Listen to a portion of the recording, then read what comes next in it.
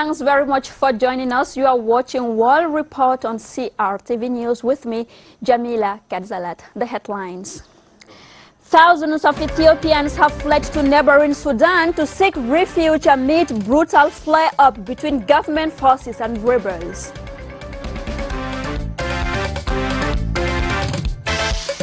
Ivorian football star Didier Drogba has called for peace in his country following unrest around the re-election of President Alassane Ouattara for a third term. And Kenya begins COVID-19 vaccine phase 1 clinical trials today.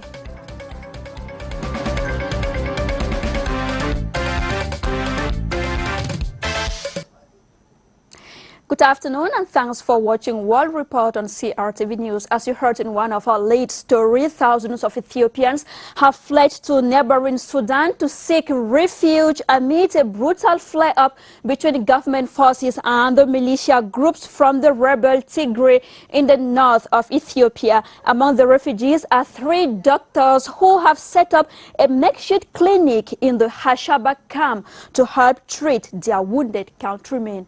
Details in the following report.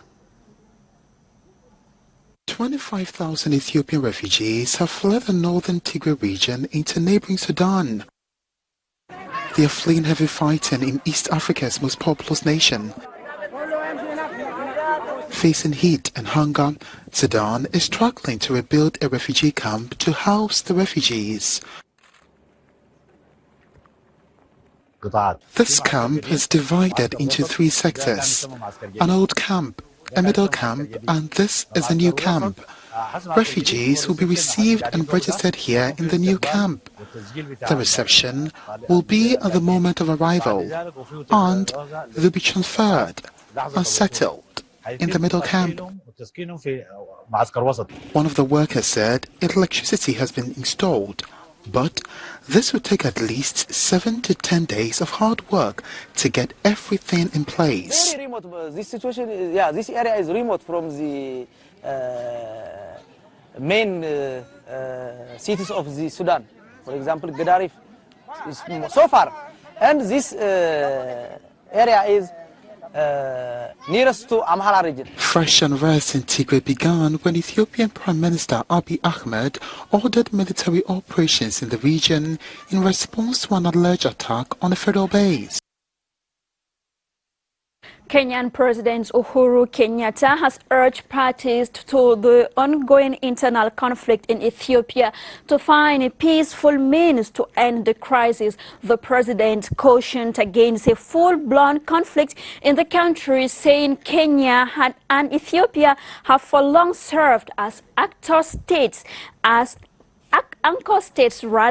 for regional peace and stability. Gladys Asu has the details. President Uhuru Kenyatta hosted Ethiopia's Deputy Prime Minister and Minister for Foreign Affairs Demeke Mekonnen at State House in Nairobi on Monday. Uhuru called on the 2 warring factions in Ethiopia to find a middle ground and resolve their issues amicably without causing further destructions and political instability.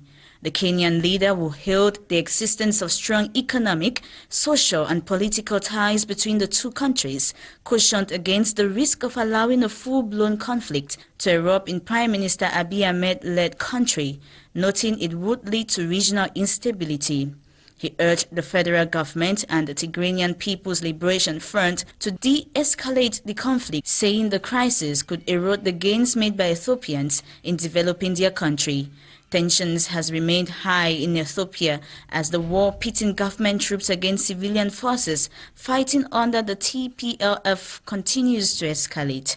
The situation got worse when Prime Minister Abiy Ahmed sent his National Defense Force into action on November 4, following TPLF's alleged attack on a federal military base in Amhara region. Hundreds have so far been killed in clashes between government soldiers and forces loyal to the Tigray regional government.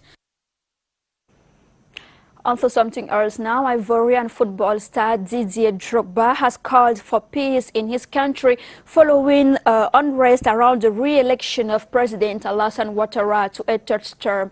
In the following report, his call comes after at least 85 people have died so far from the recent post of electoral violence in Ivory Coast. Ivorian football star Didier Drogba has called for peace in his country following unrest around the re-election of President Alassane Ouattara to a controversial third term. At least 85 people are believed to have died so far from post-electoral violence. In a post on his Facebook and Twitter accounts, Drogba expressed condolences to Ivorians who had lost loved ones in the violence. Drogba was one of the 3 candidates for the presidency of the Ivorian Football Federation. He, alongside his teammates, played a major role in the resolution of Ivory Coast's bloody civil war of 2002 to 2007, stemming from a presidential electoral dispute. And the COVID-19 pandemic is still making headline news across the globe. Nairobi, Kenya has a new hospital equipped with 100 hospital beds and the COVID-19 treating facilities to cater to those with the means to afford its health services, including diplomats and the United Nations. As we hear in the following story, Kenya equally begins its first clinical trial vaccine this morning.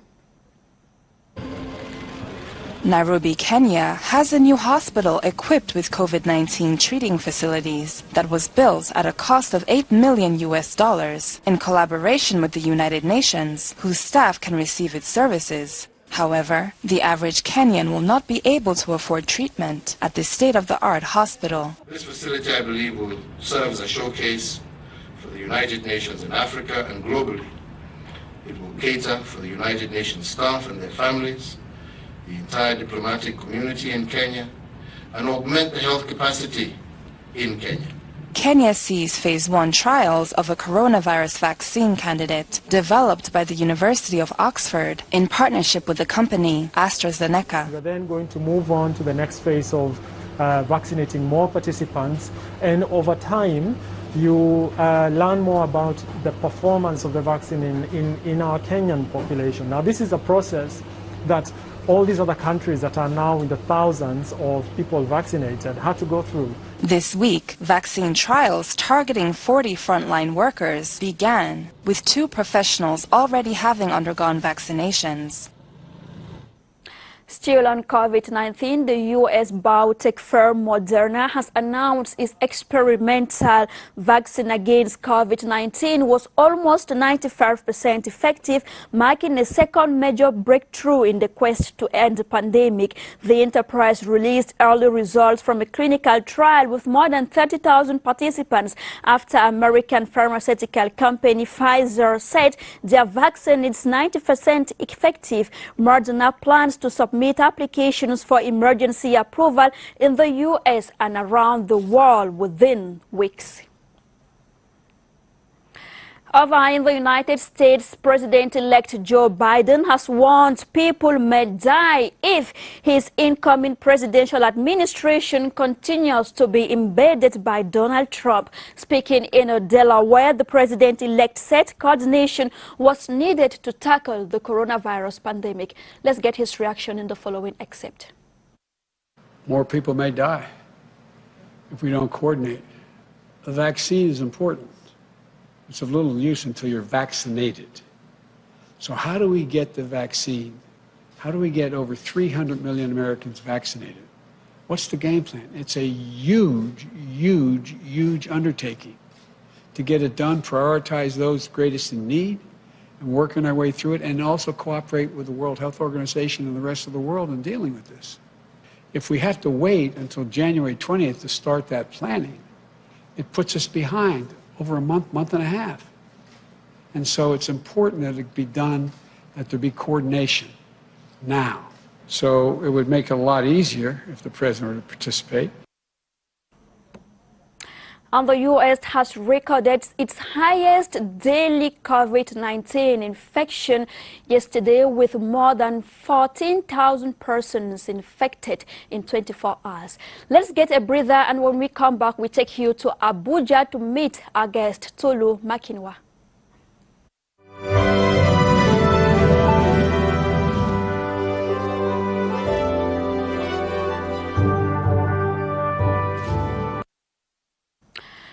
11 minutes past 4 p.m. in Yaoundé. If you're just joining us, you are watching World Report on CRTV News. World Children's Day will be celebrated on November 20, that is Friday. The day promotes international togetherness and awareness among children worldwide. In order to throw more light on this, we take you to Abuja, Nigeria, to meet our guest, Tolu Makinwa, a strategic policy director at the Social Development Global Foundation, Saffron. Thanks very much, Tolu, for talking to CRTV News. Can you tell us more about Saffron? Social Development Global Foundation is an extension of Saffron Safeguarding African Children and Adult Partnership, a UK-based credible organization and partner of the United Nations Sustainable Development Goals.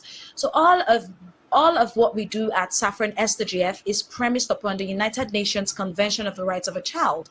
So every program and policies that we implement and design for the public is based on child protection, the safeguarding agenda, child policies, and system strengthening in that regard. So at Saffron SDGF, we are a body of independent specialists and consultants who are very vast on the issues relating children, relating child protection, relating safeguarding agenda. So that's what we do at Saffron SDGF.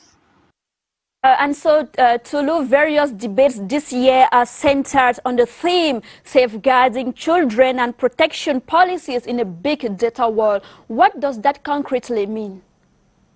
And child protection policies are detailed guidelines and instructions that support the mandate of Saffron SDGF to keep children and young adults safe, and what to do when there are concerns about a child's safety or well-being, thereby enhancing the quality of life for children and young adults. However, we cannot talk about child protection policies and safeguarding agenda without the impact of data, right, in our researches. So we live in an era of increasing dependence on data science and big data. So the voices of one set of major stakeholders, that's the world's children and those who advocate on their behalf, have been largely absent, right? So it is very, very sad that 1 in 3 global internet users is a child. However, there has been debates of how to adapt traditional and offline ethical standards for research involving data collection from children to a big data. So you see that we as a body, not just as a body now, but we in the development sector have a really big challenge when it comes to data collection and when it comes to researching and gaining insights, assessing problems, assessing the needs of these children. It is a very big challenge. And this is why we intend to drive data sciences. This is why we intend to ensure to firmly integrate onto the agendas, especially the safeguarding agenda and child protection, about ethics and data sciences, right? So this is why this year's theme is more of safeguarding and child protection policies in a big data world. So we are concerned about various actors within the data chain, including data generators and analysts. How can we come together? How can we partner with these priority industries to ensure that there is nothing lagging and we are not just creating solutions, or we are not just creating packages, packing them in a product to children and assuming based on assumption. So that's what this is about. Well, 30 years ago, world leaders made a historic commitment to the world's children by adopting the United Nations Convention on the Rights of the Child. The celebration this year is extra special, marking the 30th anniversary of the Convention on the Rights of the Child, and at the same time to celebrate and a time to demand action for child rights. What is your organization doing to encourage and promote the rights of children? Article 28 of the UNCRC says that children and young people have the right to education, no matter who they are, regardless of race, gender, or disability. Now the question is, how can we reimagine the future of education to reach the furthest behind? I mean, we all know that education now, when we talk about education, we're talking about technological advancement now. A lot of things have changed. A lot of teaching patterns have changed. So now technology is no longer a motivating factor. When it comes to learning, it is a must. And it's something that needs to be incorporated in the future of education to ensure that students are equipped with the skills to cope in a world dependent on technology. So we at Safran SDGF are championing different intervention strategies, more like tested treating different intervention strategies that can help, that can bolster or enhance the quality of education to reach the furthest behind, right? Because all that we are saying is that we need to create an all-inclusive community where every child is equipped with the same schemes, with the same education technologies, and that is what we are doing at the moment, trying to ensure that we create skills. We create impact projects that are needed for the future of for the future of education that fits the 21st century. So yes, that's what we are doing at the moment. But still, not every child gets to enjoy a full childhood. Too many childhoods are cut short. What is your organization doing to promote the education and the rights of children in Abuja? The 30th anniversary of the Convention on the Rights of the Child is a unique opportunity to put children's right as detailed in the Convention and its relevance for global peaceful development and coexistence high on the international agenda. So in alignment with Safran Social Development Global Foundation, the 30th anniversary of the UNCRC will be marked as a day to look into social interventions and preventative outcomes in creating an all-inclusive community, at safeguarding the Nigerian child. So we will be working with industry sectors which impact children differently. So in the areas of data, in the areas of CSR, food and beverage, tourism, banking and finance, corporate sectors, multi-sectoral agencies, and all that. So that's what we will be doing over here in Nigeria. Children nowadays are victims of terrorist attacks. You agree with me that Boko Haram militants as well as other terrorists use children most often to carry out explosions. What are you doing to stop this barbaric and satanic act? The recent recruitment of child soldiers is always a result of frustration, demographic shift, propaganda, economic consideration, tactical advantage, and visibility. Children are strategic interest to terrorist and violent extremist groups, which poses a major threat to the freedom, survival, and development of children in the conflict zones. So reasons for child recruitment by terrorists are quite complex and multifaceted, depending on the situation. Statistics reviewed by the UNICEF says that more than 3,000 children, most of whom were aged from 13 to 17, were recruited by terrorist and violent extremist groups between 2013 to 2017. So we see that one key challenge is the social acceptance of violence, leading to underreporting.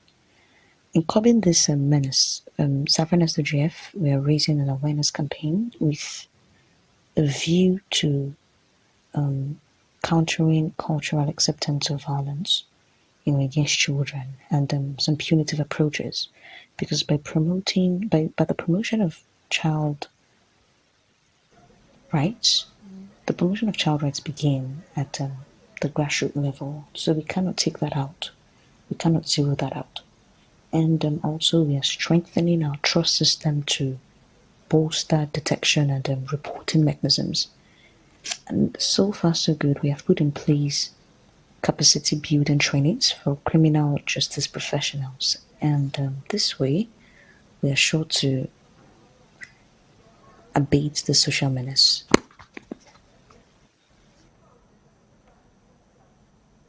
While World Children's Day will be celebrated on November 20th, that is on Friday, how do you contribute in making this day relevant for the society, the community, and the African nation at large? So in alignment with Savannah SDGF, the United Nations Convention on the Rights of the Child, which holds every November 20, will keep being marked, as a day to look into social interventions and preventative outcomes, right? In our attempt at creating an all-inclusive community, safeguarding the Nigerian children. So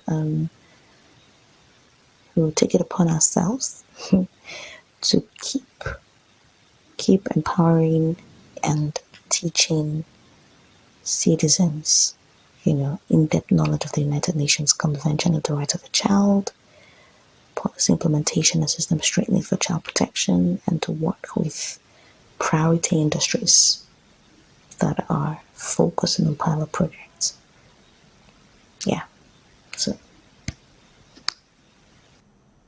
World Children's Day offers each of us an inspirational entry point to advocate, promote, and celebrate children's rights, though the COVID-19 has resulted in a child rights crisis. Thanks very much, Tolu Makinwa, for granting us the interview. Let me remind our viewers that you are the Strategic Director at Saffron, an NGO based in the UK.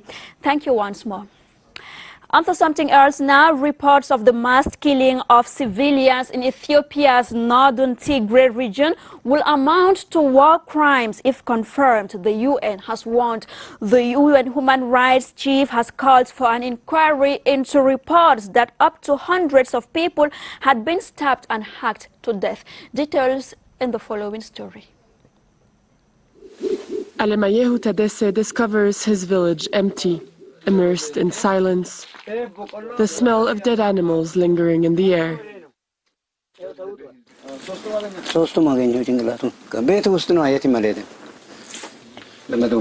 Part of his house collapsed due to floods, which affected the Afar region. He lost his cattle and all of his belongings. እዚህ ጋር ነው በእነሱ ላይ ነው የደረመሰው ምንም የወጣ ነገር የለም አዋሽ መጣ ሲባል ሲሰብርም እንደዚህ ያለ ነገር አላየንም በቃ የዘንድሮ ውሃውም የተለየ ነው ጭራሽ ይሄን እዚህ ሀገር ያሉ ትውልዶች እንኳን ይሄን አይነት አይተን አናውቅም The strong rains of the summer months led to floods in northeastern Ethiopia affecting over 250,000 people and displacing more than 150,000.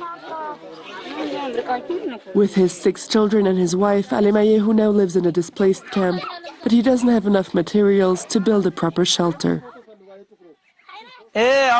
ማረፊያችን ይሄ ነው ቤታችን ይሄ ነው በዚህ ነው የምንኖረው እና መኝታም የለንም ተመልከቱ ያለው ችግር ቢንቢ አለ ልጆቻችን ከአዋራ የተነሳ እየታመሙ ነው ብዙ በሽተኛ የሆኑ ልጆች አሉ Humanitarian support is very limited.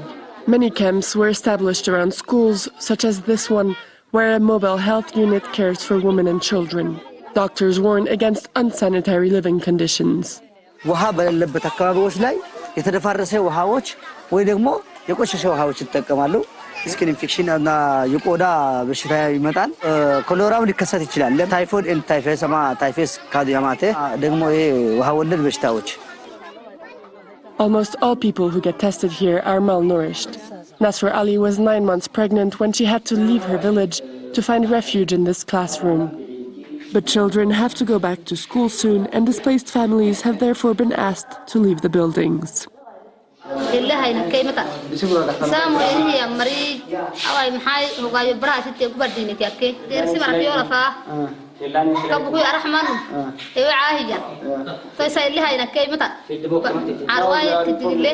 This local official in charge of the emergency response says he's unequipped to properly deal with the situation. Afar was hit by several disasters during the past weeks, and now a war is ongoing in the neighboring region between the federal army and Tigrayan forces. He fears the humanitarian crisis might worsen. كورونا كله إحنا كله تبعينيجي ليه سوق هايته تنيه مع بعرينكي سلته أفا هايته بعري أفا هايته وبعري دبوك هنا يا أواي دوك نتيمتي عنايتي جورك سوق تباركو أواي. Ahmed Omer lost 4 hectares of land washed away by the river. His remaining crops were largely destroyed by the invasion of desert locusts present in the country for several months. He recently plowed this field to sow new seeds. 2 hectares of maize are still intact, but he worries a new invasion might come soon.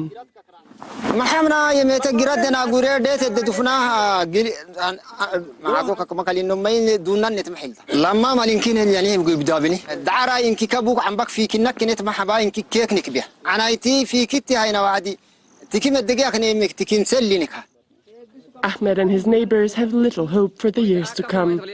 Even animals suffer from the locusts.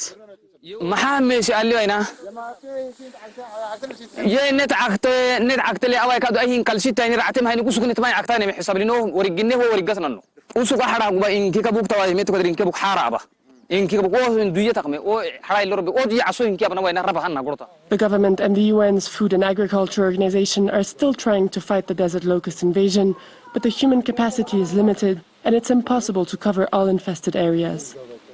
This farmer and his son are watching, powerless, how swarms are devouring their sorghum plantations. Traditional methods were not enough to chase the insects away, and local authorities have limited means. A food crisis seems increasingly likely. ምናልባት ፈጣሪ ካላስቀረው በስተቀር ሊቀጥል ይችላል ብለን ነው የምናስበው።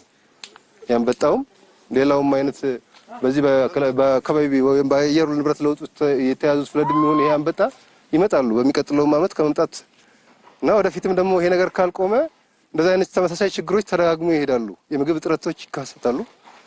ገበያቸውም ይቀንስ። Desert locusts are said to have destroyed more than 200,000 hectares of farmland since the beginning of the year, an invasion considered as the worst in 25 years. In the middle of the harvesting season, locusts as well as the conflict in Tigray could worsen the already disastrous humanitarian situation. Beautiful images there. Let's take quickly a breather, and when we come back, we give you the recap of our top stories.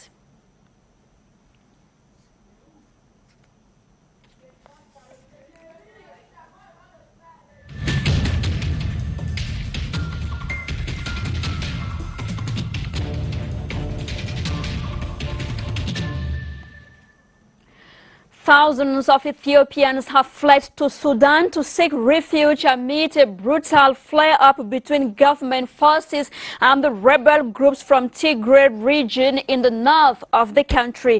Among the refugees are 3 doctors who have set up a makeshift clinic at the Hashaba camp to help treat their wounded countrymen.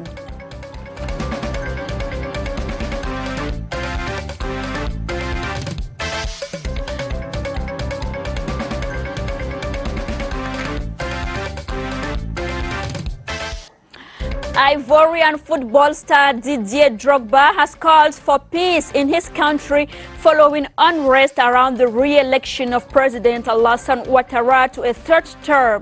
His call comes after at least 85 people have died so far from the recent post-electoral violence in Ivory Coast.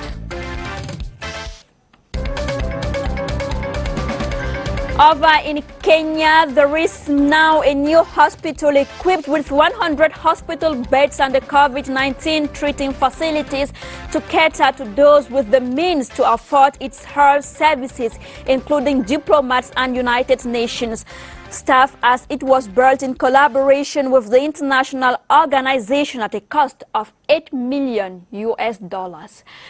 That's how we saw it on World Report this Tuesday. Thanks for your kind attention. Continue watching programs on CRTV News. Tomorrow, same time, you will be in the company of Karis Esian. Until then, stay glued to programs on CRTV News.